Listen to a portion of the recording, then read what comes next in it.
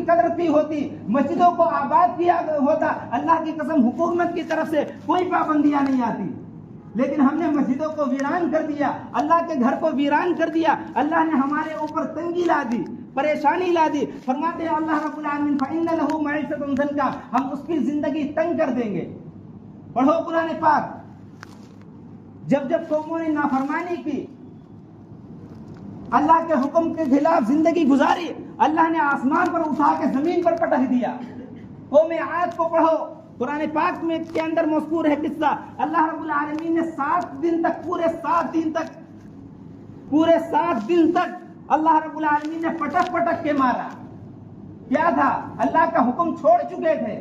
آج ہماری زندگیوں سے بھی اللہ کے حکم نکل چکے ہیں.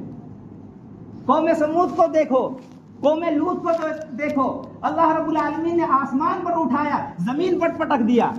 اللہ رب العالمین کے جتنے احکام سے چھوڑ چکے تھے, آج ہماری زندگیوں سے بھی اللہ کے احکام نکل رہے ہیں, اللہ کے نبی صلی اللہ علیہ وسلم کے طریقے نکل رہے ہیں. اللہ کی قسم اگر ہم ترقی چاہتے ہیں, اگر چاہتے ہیں حکومت کی طرف, ہماری حکومت کی طرف سے ہم پر پابندیاں نہ آئیں, اذانوں پر پابندیاں نہ لگے, مسجدوں کو نہ گرایا جائے, علماء کو نہ گرفتار کیا جائے, مسجد اور مدرسے محفوظ رہے, اللہ کی قسم ہمیں مسجدیں آباد کرنی پڑے گی.